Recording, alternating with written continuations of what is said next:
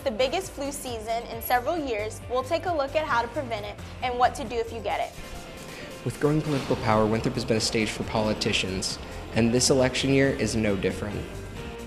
Several of Winthrop's past athletes and local community members were recently recognized. We have all the details on Winthrop Close Up.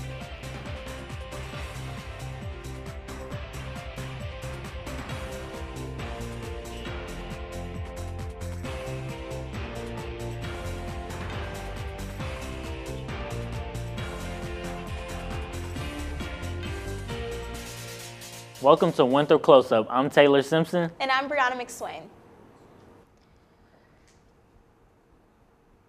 With the biggest flu epidemic happening since 2015, here's what you need to know in order to prevent getting it and what symptoms you may experience if you do get it. Over 75 people are confirmed to have the flu each week in York County. The virus is easily spread through coughing and sneezing. In order to prevent from getting it, here's what you need to do. First and foremost, the flu shot. A lot of parents are very hesitant to get the flu shot for themselves or their children. They feel like it doesn't help. Maybe they've gotten the flu despite the flu shot before. Many symptoms that people will experience while having the flu is one day they feel fine, then the next day they experience body aches, fever, and chills. If you experience any of these symptoms, go to a doctor immediately. Rest, hydrate, and try to stay away from the public. A potential fatal accident at the intersection of Cherry Road and Alumni Drive has campus police working on pedestrian safety. While crossing the street, two students were hit by a car driven by another student as he turned onto Alumni Drive. Thankfully, injuries were minor, but the incident was raised concerns with campus police. I find students looking at their devices, looking at their iPhones, checking last-minute emails between classes and things like that. I know it's hard to do, but it would be nice if you put the iPhone in your pocket while you're walking around. Be a little more cognizant or a little more aware. Campus police will be updating their pedestrian safety guidelines on their website as a result of the incident and continuing to improve pedestrian safety by installing crosswalk signs and looking for any other improvements possible. If you see something unsafe, please give Winthrop Police a call at 803-323-3333 and keep on the streets. With a visit from a candidate from South Carolina governor, Winthrop is solidifying its role as a political center. Matt Lee has the story. Thank you, Parker, very much. Good evening. Representative James Smith came to Winthrop as part of his campaign for governor in 2018. In recent years, Winthrop has had many political figures use the campus for campaigning. My income, $37,000. Bernie Sanders, Hillary Clinton, we've had a lot of really high-profile Democrats come through. And if you'll remember, Donald Trump spoke here, I think, twice. And so we've actually really had a big hand in determining national politics. What I would do to get down some of the details. This political atmosphere that Winthrop has fostered continues to bring important figures to campus. It's a very important university, key to the future of our state. I believe our universities are engines for economic development. And with another set of elections coming up in November, Winthrop will definitely see prominent figures coming through as they vie for government seats. This has been Matthew Lee, Winthrop Close Up. The elections in November will prove important to the national agenda, and securing Winthrop students' votes will be necessary for governor. Up next, Matthew Lee sits down with President Dan Mahoney to discuss the rebranding of Winthrop. Stay tuned to find out which 4 athletes were inducted into this year's Winthrop's Athletic Hall of Fame. Welcome back to Winthrop Close Up. We are here with President Dan Mahoney talking about the rebranding that Winthrop is going through. So what kind of prompted the rebranding? What was the initiative? Yeah, I think a lot of it had to do with the fact we had a lot of different things going on. So we have different colors, the blue sometimes used on the academic side, the garnet and gold for athletics, but even the garnet and gold wasn't really consistent garnet and gold. And then we had lots of different logos we were using that weren't really coordinated well together. And so the feeling was if we're going to do a better job of marketing ourselves, we need to have some consistency in how we kind of present ourselves as far as our logo and our identity. So who all has kind of been working on this rebranding? It's mostly been our University Communications and Marketing division, which Jeff Perez is the vice president who oversees that, and Katie Price is our marketing director, and she's done a lot of work on this. And what's kind of the goal behind it? I think it's, again, to get to that point where we have a little bit more consistency across campus, and again, how we're presenting ourselves, so our web pages look consistent, and everything from business cards, everything else, that there's some consistency, and people will then recognize it. Problem is, when you're not consistent, then people don't necessarily recognize it as Winthrop, because they'll see a Woo in one place and then a clock tower in another place, and they don't look like the same place. So how long have kind of our logos and our brand been the way they are? I think it's been there's been a lot of variations. So I think the Woo was maybe 10 years ago, approximately. I think they've used some of the other things a little bit longer. So they've all kind of evolved, but not in a kind of one time like we're doing it this time, where we're saying, okay, this is what we're going to go forward with across the campus, including athletics. Have there been kind of like focus groups to figure out what kind of appeals to students? Yeah, actually, we worked with an outside consultant who did a lot of focus groups. Gives that a kind of neutral perspective on it. They're not kind of committed to anything that was here. So they presented a lot of different ideas. We had about 10 different focus groups. Over 100 people participated. Faculty, staff, students, alumni. We actually also had incoming students. So we wanted to see those students who didn't really know Winthrop very well. So one of the visit days, we did a focus group with them. Are there any specific real things that are like targets of what this rebranding will kind of focus on? Again, it's more about presenting that consistent image. It's something that would be appealing to students who are looking for a university to attend, that's something that they would see as positive, which was part of the reason we wanted to make sure that we included them in that process. But we also want to make sure we don't lose touch with our alumni and what they think is important, so we wanted them engaged too. I think interesting thing is that they all kind of came together, that everybody seemed to like the same thing, which was a little bit surprising, but actually very good. So when are we going to get to see the full final product? Yeah, February 22nd, during Common Time, we'll be having the unveiling of the new logo. And where will that be at? I believe it's in the DeGiorgio Center.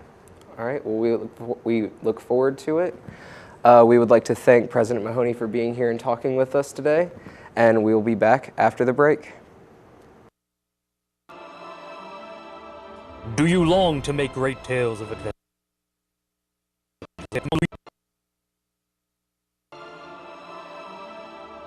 Do you long to make great tales of adventure? Do you dream of fantasy worlds or of great battles of good versus evil?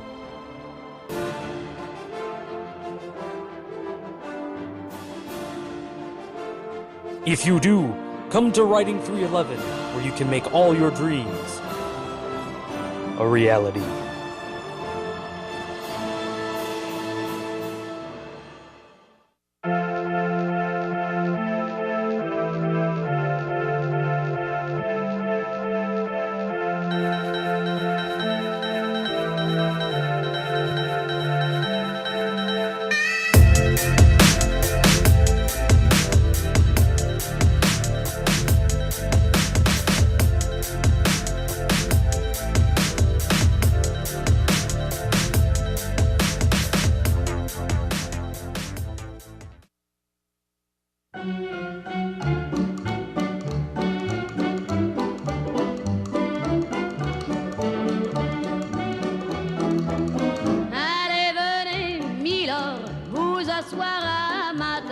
Il fait si froid dehors, ici c'est confortable, laissez-vous faire, milord, et prenez bien vos aises, vos peines sur mon cœur, et vos pieds sur une chaise, je vous connais. Welcome back to Winthrop Close Up. Being inducted to any Hall of Fame is a major accomplishment. That's right. Winthrop recently held the yearly Hall of Fame induction ceremony in Richardson Ballroom, and I was there to file this report. Winthrop University inducted 3 former athletes, a head coach, and a wife and husband that gave back to the university to the Athletic Hall of Fame. The inductees reached great heights in their sports and all gave their favorite memories. I remember we won 2 conference tournaments, so it was good to win the Big South tournament twice. had a great time with my teammates, and it's hard to forget about those moments. Former men's soccer player was inducted after being the school's all-time leading scorer, and in 2007 was drafted by the New England Revolution of the MLS. Starting back home, where I played in Kenya with no shoes till high school, came back, played for the national team, got recruited here at Winthrop, and such amazing. I think it changed my life and it made me the person I am right now. Joe Hudak spent 19 seasons as head baseball coach, winning 660 games. He was the Big South Coach of the Year 3 times and led Winthrop to their first ever NCAA regional. February 21st, 1995, we went to Tallahassee to play Florida State. They were ranked #1 in the country. And I told the players before the game, I said, we have a chance to shock the world of college baseball. And we beat them 2-1 in 11 innings. Lisa Kingsmore loved Winthrop softball, being a 3-time All-Big South first-team selection, and she won the Big South of the Year twice. I was fortunate to be part of a really great group of girls, really good teammates, and we made it to 2 conference championships, and we won back-to-back. And then we headed to the NCAA regionals twice. These 4 inductees will join the 153 members already in the Athletic Hall of Fame. It's amazing that several of the inductees traveled a great distance to be inducted. It shows the positive impact that athletics had on their lives. Yes, not only did sports impact the athletes, but it impacted fans as well. This year marks the first time community members were inducted for contributing to the athletes program. Vernon and Terry have been supported to the Winthrop Athletics program over 30 years.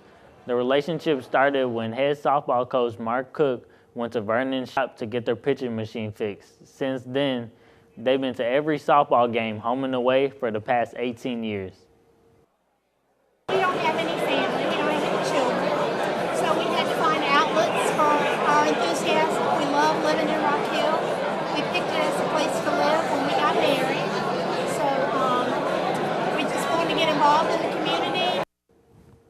They gave money to softball and men's and women's basketball, as well as naming the softball field and tower after them, Terry Field and Terry Tower. And they were the first to give funds to Winthrop and getting an athletic facility named after them. The Terrys were stunned to be honored alongside with such great athletes in the Hall of Fame, and they are the first of many more non-athletes that will be inducted in the future. Moving from the past to the present, the men's basketball team is on a roll. They recently defeated the Blue Hose of Presbyterian College 63-49. The 2 teams traded leads early in the game, but the big difference was a 16-0 run triggered by Adam Pickett, which gave the Eagles a 32-21 lead at the half. But it wasn't the offense that made the difference. Our defense. I think we're best when we can get stops and run out in transition. And if we run out in transition, we score very easily, open threes and getting downhill. The defense was the key as the Eagles held the Blue Hose to a season-low 49 total points. The Eagles led as much as 17 despite starting the second half, shooting only 1 of 11 from the field. You can catch the Eagles in action as they take on Gardner-Webb and Longwood before hitting the road to take on UNC Asheville and Charleston Southern. Check the Winthrop University athletic websites for dates and times. Winthrop students have been showing their school spirit by attending the tailgates before the men's basketball games. The increase in attendance at men's basketball games seems to be the result of free food, music, and prizes at the pregame tailgates offered by the Office of the First Year Experience. I really love how everybody's so energetic getting ready for the game and how you get to be with people that you don't know, but you get to know them, and we just spend a lot of time together and become closer. The tailgate normally begins an hour before the game to give the students enough time to eat and socialize before one another. The next tailgate for men's basketball is on February 18th at 1 p.m. Be there to help the student section be bigger than it's ever been. Hey Brianna, have you ever been to one of the basketball tailgates? Yes, they always have the best food out there. Oh really? I'm gonna have to go. You should. Thank you for watching Winthrop Close Up. Check us out on Facebook and be sure to tune in next week.